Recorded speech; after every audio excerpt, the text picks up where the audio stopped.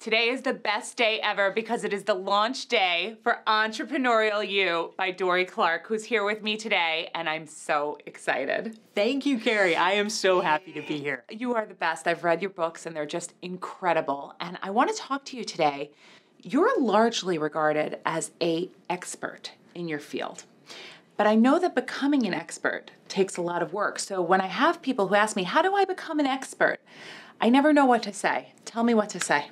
Yeah, I think, Carrie, that this is a major problem these days because we all, I'm sure, know a lot of people who are really good at what they do, really talented, Yes. have tons to contribute, and yet they are not recognized. They're not breaking through. Yes. And so what I've learned in the course of my research is that really there's three levers that we need to push in order to break through that wall of noise that we experience. The first is content creation. And this could be any number of things, blogging, podcasting, doing videos like this. But really the key idea is sharing your ideas publicly. Because at a basic level, if you don't put your ideas out there, then people don't know if your ideas are any good. So that's the first step. Even if you're afraid, I think a lot of people are afraid, like, oh, I'm going to create this content, and like, who's going to see it?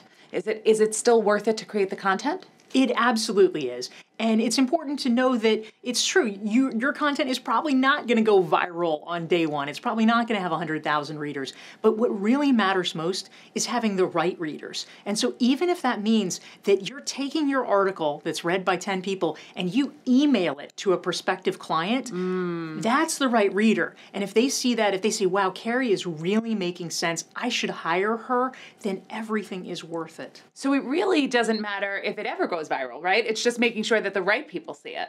Absolutely. I mean, it's a great bonus down the line if you have tons of people reading it. Right. But it's about hitting a targeted audience and showcasing your expertise directly. Okay, tell me the second lever.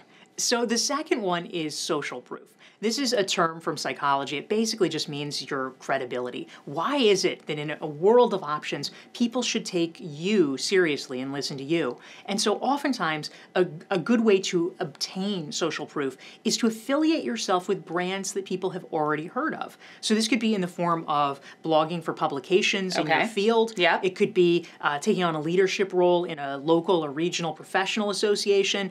It might be a client that you've worked with, or maybe a company that you've worked for in the past that is respected in your field. When people see that, they say, oh, well, if Carrie's good enough for Forbes, then she's good enough for me. Right. So it's thinking about partnering with something that people would really know, whether it's a client, whether it's a publication, any of those things, something that they would know that's kind of bigger than you are.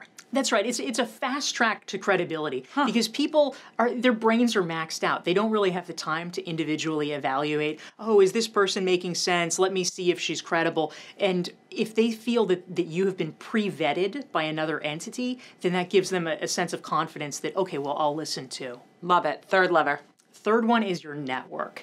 And of course, this is important on a lot of levels. Right. One is that you are judged by the company you keep. Yes. The second is that your network is oftentimes the earliest ambassadors for your idea. So if you really need help getting it out there, you can't do it all on your own. You need other people and other voices to spread it. And if you have a group of people that know you and like you and believe in you, then they can help get your idea out into the public discourse. It's interesting. Something that you wrote about in the book that I thought was so interesting is about really charging what we're worth too, right? If you want to be seen as an expert, you can't be the cheapest option on the block.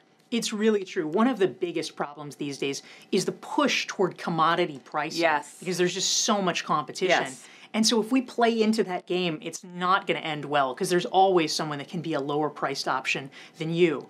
Now, it's not to say that the minute you start, you can willy-nilly say, oh, this is $100,000 because you don't yet have the credibility to back it up. But if you are assiduous in working on these three levers of becoming a recognized expert, then over time, you're going to be able to justify those prices. And as soon as you can, it's important to do it because in a situation where people don't necessarily know how to value something, they often look to price as the cue for how much value is really there. If they see one consultant that's charging $100 and another one charging $1,000, more often than not, they'll say, what's wrong with the one that's charging $100? Absolutely. I've seen that time and time again, even in working with my own partners and vendors. And if somebody's too low priced, I immediately dismiss. It's very interesting. I'm so excited for you. So excited for your book.